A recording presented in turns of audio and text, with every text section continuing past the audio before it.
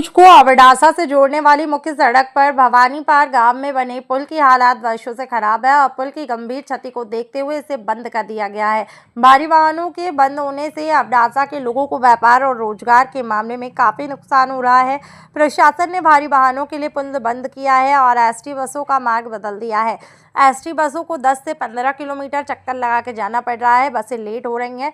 नालियों से भुज तक 100 किलोमीटर आने वाले लोगों को परेशानी उठानी पड़ रही है। सरकार और प्रशासन तब जागेगा जब राज्य में कोई बड़ा भूस्खलन होता है, लोग मरते हैं। मेरी प्रशासन से मांग है कि भुज को अबडासा से जोड़ने वाली मुख्य सड़क भवानीपार में पुलिया का काम युद्ध स्तर पर शुरू किया जाए। और लखन दुबा बहुजन सेना संस्थापक। મહીસાગરનો ગંભીરા બ્રિજ જ્યારે તૂટ્યો એ બાદ આખા ગુજરાતમાં જે જર્જરિત બ્રિજો છે, જે 50 વર્ષ 40 વર્ષ જૂના બ્રિજો છે, એમને તંત્ર દ્વારા ભારે વાહનો માટે બંધ કરી દેવામાં આવ્યું છે।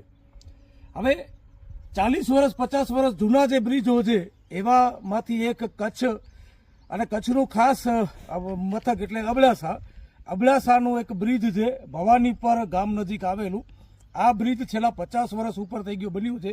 એ બાદ માત્ર ને માત્ર સમારકામ કરવામાં આવ્યું છે।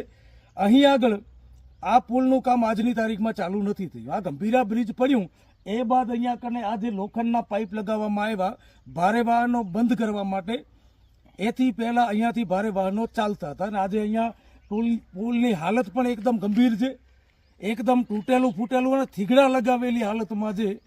આ તંત્રની આંખો જ્યારે કોઈ મોટી ઘટના દેશમાં રાજ્યમાં બને ત્યારે ખુલે છે, પણ વસ્તુ એ થાય છે કે છેલ્લા 4 દિવસથી આ પુલ બંધ છે। આના કારણે ભારે વાહનો નથી આવતા એના કારણે અબડાસાની જે પ્રજા છે એમને આર્થિક રીતે પણ તંગી પડી રહી છે।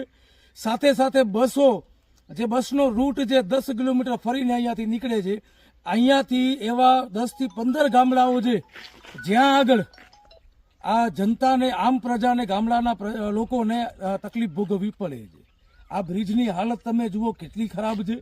આજે તંત્ર જે કચ્છનું જે વહીવટી તંત્ર છે, જેમાં હું ભુજની વાત કરું તો ભુજમાં પણ એક હમીસર આગળ પુલિયો આવેલું છે, એ પુલિયો પણ છેલ્લા 3-4 વર્ષથી બંધ છે, ત્યાં કામ ચાલુ નથી થયું।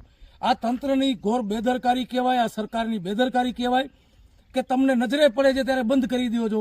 આજે વર્ષો જૂનો પુલ, 5-6 વર્ષથી આ પુલિયો, ભવાનીપર વાળો પુલિયો ખસ્તા હાલતમાં છે, બંધ કરવાની જગ્યાએ આ 4-5 વર્ષમાં કામ ચાલુ થઈ જવું જોઈએ અને નવું પુલિયો બની જવો જોઈએ, પણ આજની તારીખમાં બન્યું નથી। જ્યારે કંઈ હોનારત થાય એ પછી પુલિયો બંધ કરી દેવામાં આવે તો આનામાં તો પ્રજાને જ નુકસાની છે, આનામાં પ્રજા જ હેરાન થવાની છે। આથી સારું છે કે આરએનબી વિભાગ દ્વારા રિસર્ચ કરી અને વહેલી તકે નવા પુલિયાનું કામ ચાલુ કરી દેવામાં આવ્યું હોય તો આજે આ નોબત ના આવત બંધ કરવાની। મારી એક તંત્રને વિનંતી છે કે તાત્કાલિક ધોરણે નવો પુલિયો બનાવવામાં આવે ને અબડાસાની આ ભુજથી અબડાસાને જોડતો એક મુખ્ય માર્ગ છે। આ એવું નથી કે કોઈ ગામડાને જોડે છે, ભુજથી અબડાસાને આખા તાલુકાને જોડતો મુખ્ય માર્ગ છે। તંત્ર પાસે મારી માંગ છે અને તાત્કાલિક ધોરણે દરિયામાં જો પુલિયા બની શકતા હોય તો આ તો માત્ર એક નાનો ડેમ છે, અહીંયા આગળ પણ આ સિઝનમાં પુલિયાનું કામ ચાલુ થઈ શકે એમ છે। તંત્રને વિનંતી છે તાત્કાલિક ધોરણે આ પુલિયાનું કામ ચાલુ કરવામાં આવે, જે થકી અબડાસાની જે જનતા છે એને હેરાનગતિ ન થાય।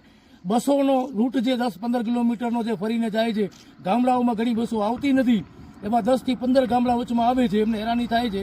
તો આ હેરાનગતિ ન થાય અને તંત્રને મારી માંગ છે કે ભાઈ પબ્લિકને હેરાન કરવા કરતાં તમારા જે ખાવપાત્ર અધિકારીઓ છે, તમારા જે હપ્તાખોર અધિકારીઓ છે એમને ધંધે લગાવો અને તાત્કાલિક ધોરણે આ પુલિયાનું કામ ચાલુ કરાવો।